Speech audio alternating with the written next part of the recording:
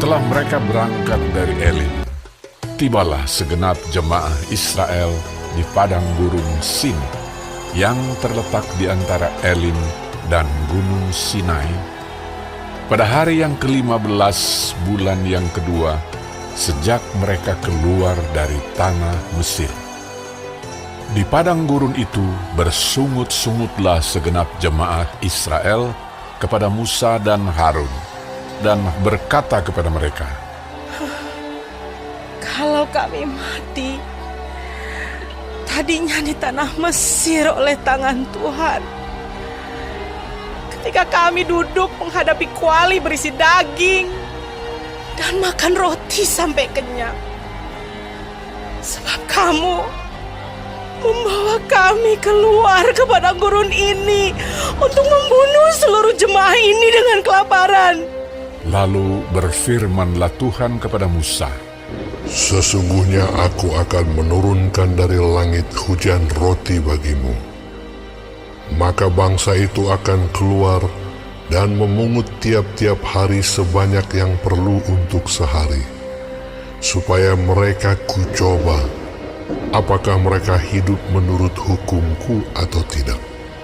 Dan pada hari yang ke-6, apabila mereka memasak yang dibawa mereka pulang, maka yang dibawa itu akan terdapat 2 kali lipat banyaknya dari apa yang dipungut mereka sehari-hari." Sesudah itu berkatalah Musa dan Harun kepada seluruh orang Israel, "Petang ini kamu akan mengetahui bahwa Tuhanlah yang telah membawa kamu keluar dari tanah Mesir. Dan besok pagi kamu melihat kemuliaan Tuhan, karena Ia telah mendengar sungut-sungutmu kepadanya. Sebab apalah kami ini, maka kamu bersungut-sungut kepada kami." Lagi kata Musa, Jika memang Tuhan yang memberi kamu makan daging pada waktu petang, dan makan roti sampai kenyang pada waktu pagi, karena Tuhan telah mendengar sungut-sungutmu yang kamu sungut-sungutkan kepadanya. Apalah kami ini? Bukan kepada kami sungut-sungutmu itu, tetapi kepada Tuhan. kata Musa kepada Harun, Katakanlah kepada segenap jemaah Israel, marilah dekat ke hadapan Tuhan, sebab Ia telah mendengar sungut-sungutmu. dan sedang Harun berbicara kepada segenap jemaah Israel, mereka memalingkan mukanya ke arah padang gurun, maka tampaklah kemuliaan Tuhan dalam awan. Lalu berfirmanlah Tuhan kepada Musa, "Aku telah mendengar sungut-sungut orang Israel. Katakanlah kepada mereka, pada waktu senja kamu akan makan daging, dan pada waktu pagi kamu akan kenyang makan roti. Maka kamu akan mengetahui bahwa Akulah Tuhan Allahmu." Pada waktu petang, datanglah berduyun-duyun burung puyuh yang menutupi perkemahan itu, dan pada waktu pagi terletaklah embun sekeliling perkemahan itu. Ketika embun itu telah menguap, tampaklah pada permukaan padang gurun sesuatu yang halus, sesuatu yang seperti sisik, halus seperti embun beku di bumi. Ketika orang Israel melihatnya, berkatalah mereka seorang kepada yang lain, Apakah ini? sebab mereka tidak tahu apa itu.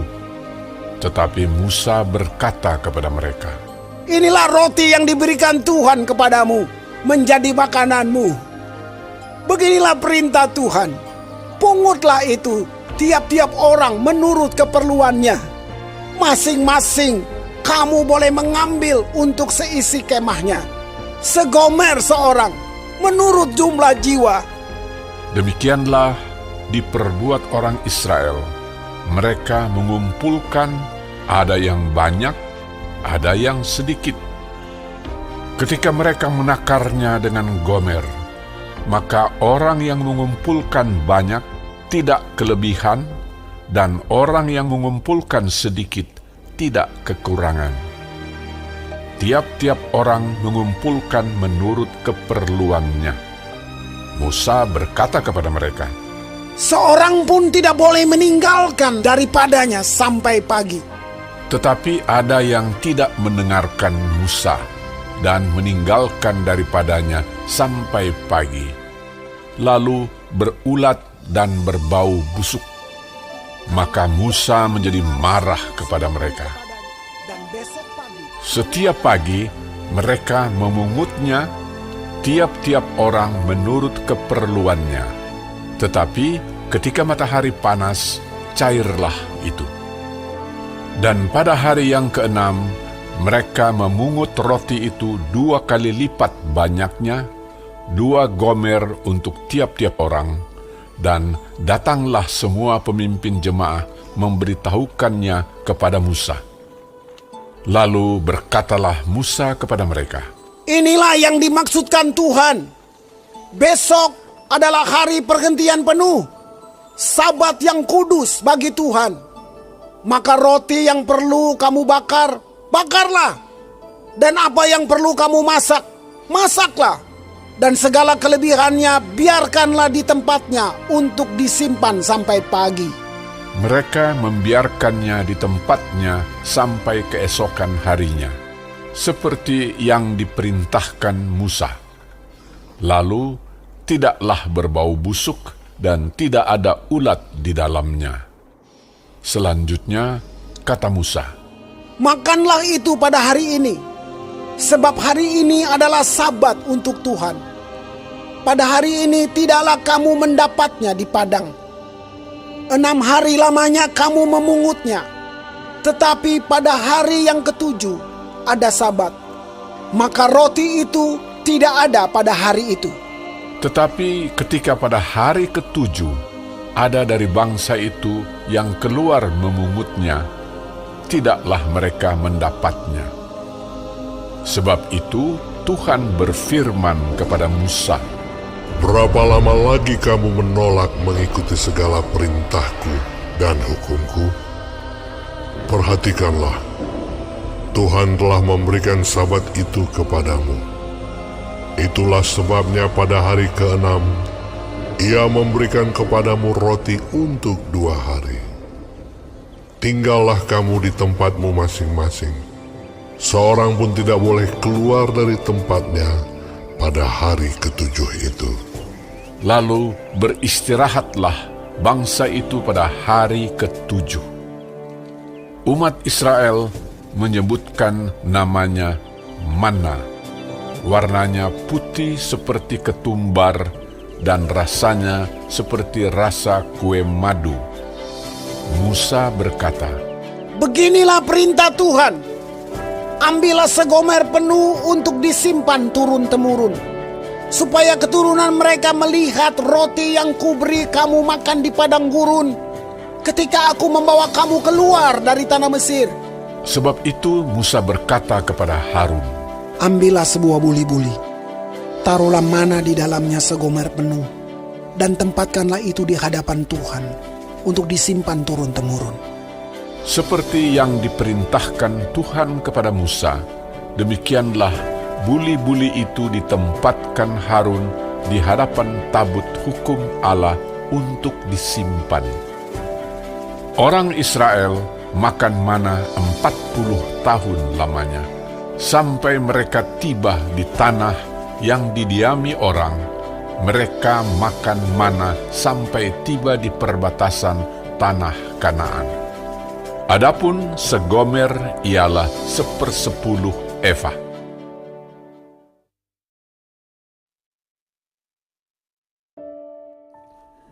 Shalom saudara-saudaraku yang kekasih di dalam Tuhan Yesus Kristus. Puji Tuhan kalau hari ini kita masih diberi kesempatan hidup dan dapat mempelajari firman Tuhan, panduan kehidupan dari Keluaran 16. Tuhan Yesus memberkati.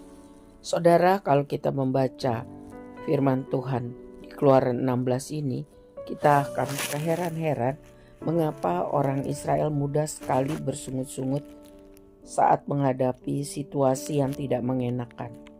Mereka seperti lupa bahwa Tuhan setia, Tuhan baik, Tuhan menolong, tak henti-hentinya.